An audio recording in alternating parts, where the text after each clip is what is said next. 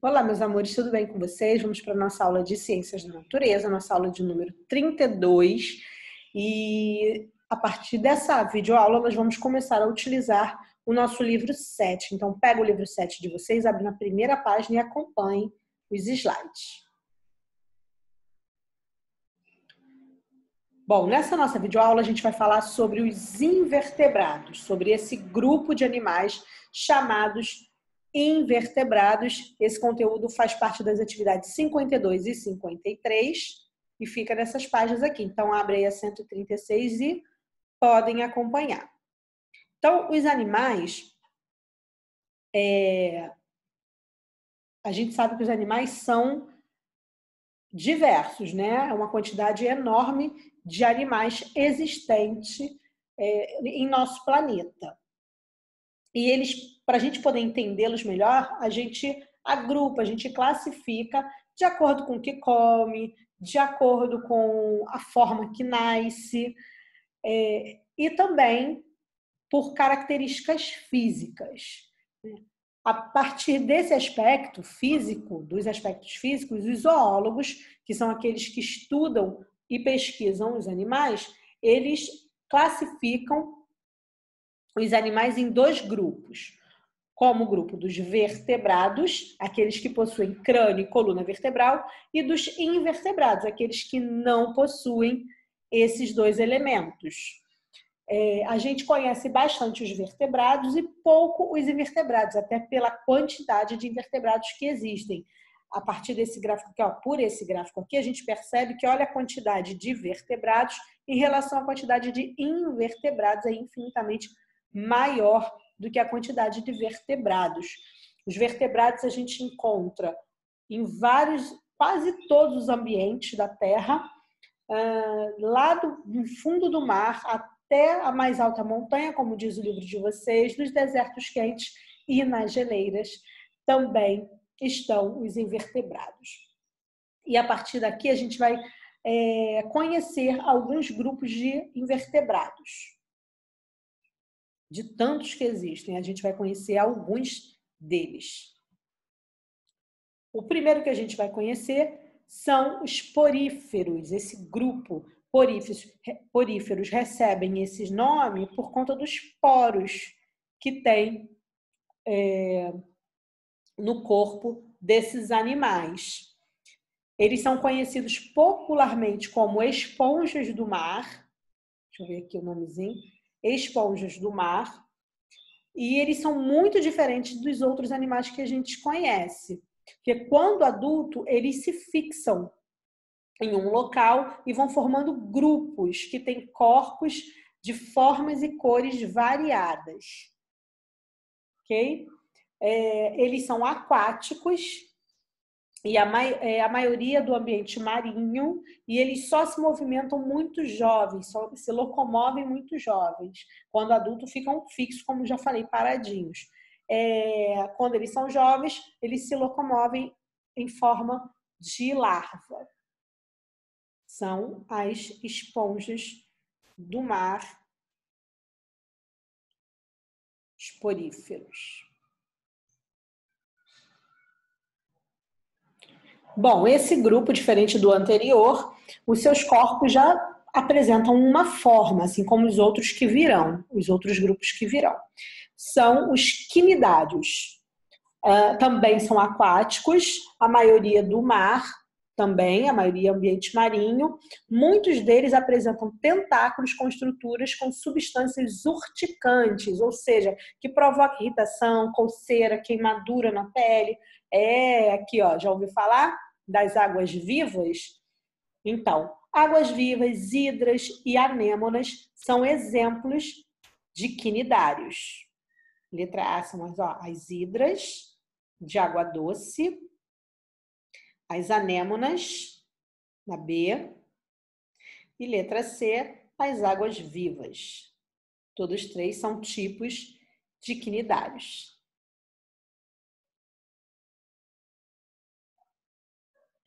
Bom, outro grupo também aquático, porém esse exclusivamente marinho, são os equinodermos. Eles recebem esse nome por conta da presença de um esqueleto interno cheio de espinhos cobertos por uma pele. As estrelas do mar, o ouriço e o pepino do mar são exemplos de equinodermos. O próximo grupo, ele desperta muito interesse porque em sua maioria, podem causar doença. Muitos desses animais podem causar doença. São os plateumintos e os nematódios. São os invertebrados, eles que têm corpo alongado, os plateumitos. Ele tem corpo mole, alongado e achatado. E tem representantes tanto terrestres quanto aquáticos. Tá? Vivem tanto na água quanto na terra. Alguns dos quais podem ser parasitas, ou seja, podem habitar em outros seres vivos, causando doenças e danos, se alimentando desses animais onde eles vivem. São meio nojentinhos eles, né? Olha só, as planárias, animais de vida livre, são os plateumintos mais diversos, com mais de 3.000 espécies conhecidas. As planárias, olha.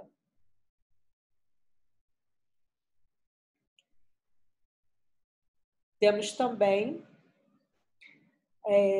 a lombriga, que é um tipo de nematódios, cujo representante mais conhecido é o representante mais conhecido do nematódios.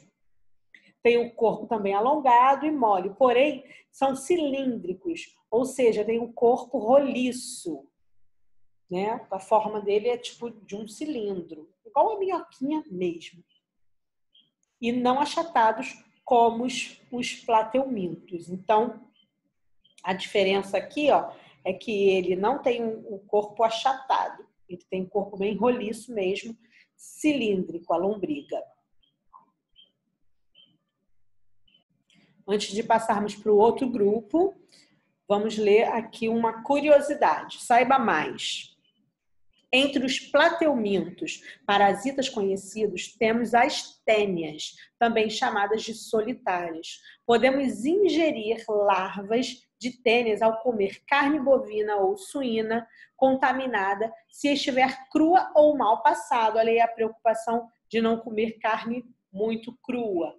Dentro do corpo humano, o animal adulto se fixa nas paredes dos intestinos e absorve os nutrientes digeridos pela pessoa, deixando-a desnutrida e enfraquecida, além de trazer-lhes outras consequências. Além disso, é possível ingerir ovos de tênis pelo consumo de água ou alimentos contaminados. Por isso, muito importante consumir água potável, água filtrada, ok? Potável e filtrada. Tá? E lavar bem os alimentos antes de consumir. As frutas, nada de comer, né? Biscoito que cai no chão joga fora. Lavar as mãos também antes de comer, não só por conta do coronavírus, mas também por conta de outros animais que a gente às vezes não vê, tá? As larvas, olha aí, ó. Os ovinhos ou de outros bichos também, verminosos também. Bom, agora vamos falar sobre os anelídeos, assim como os nematódios, eles também têm um corpo cilíndrico, porém eles são formados e divididos em anéis. Você vê aqui vários anéisinhos nesse corpo cilíndrico. Eles vivem em solos úmidos, mas a maioria vive em água doce e água marinha. Exemplo deles, minhoca, poliquetas, sanguessugas, são exemplos de anelídeos. Esse grupo agora aqui é bem mais conhecido, são os moluscos, são muito apreciados e, inclusive, são usados muito na gastronomia, né? Os escargot, por exemplo, são molúsculos terrestres que compõem prato de alta gastronomia, assim como os moluscos marinhos, que são chamados popularmente de frutos do mar. Eles têm um corpo mole, porém a maioria deles tem conchas. São encontrados em terra úmida e ambientes aquáticos. Os náutilos, lula, polvo, lesma, caracol e mexilhão são exemplos deles. Alguns exemplos. Bom, curiosidade. Alguns tipos de ostras, chamadas perlíferas, são capazes de produzir a pérola. A pérola é o resultado natural do mecanismo de defesa desse molusco contra agentes estranhos como grãos de areia e parasitas. Quando ocorre a entrada de um agente estranho na ostra, o animal produz sobre ele várias camadas de nácar, que é uma substância que forma a pérola. O processo de fabricação de uma pérola pela ostra demora em média 3 anos. É possível cultivar ostras perlíferas para a fabricação de pérolas, de forma simplificada. Basta inserir pequenas partículas no interior do animal, como bolinhas de plástico ou pedaços de moluscos, para estimular a produção de nácar. As cores das pérolas podem variar de branco, rosa, vermelho ou azul. A mais rara é a pérola negra. Então, as pérolas, na verdade, são formadas por uma substância que nada mais é do que uma substância que ela produz como defesa contra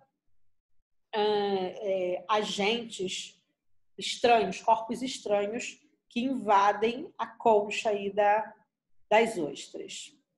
É um tipo de defesa, ok?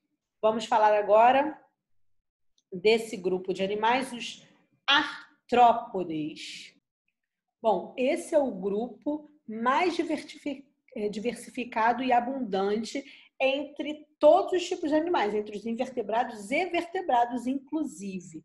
Eles têm apêndices articulados e um tipo de esqueleto externo. Os apêndices são esses prolongamentos do corpo, do órgão principal, as patinhas, digamos assim, a cauda, né? Esses são os apêndices articulados. E um esqueleto externo, ou seja, eles são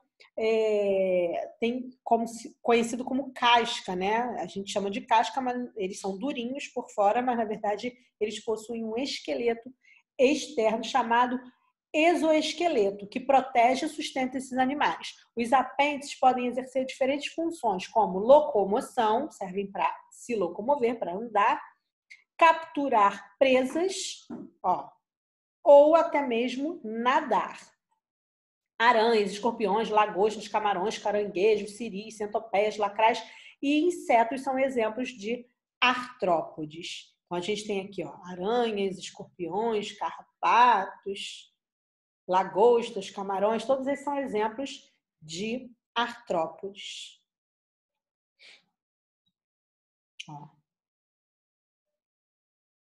Outros exemplos de artrópodes.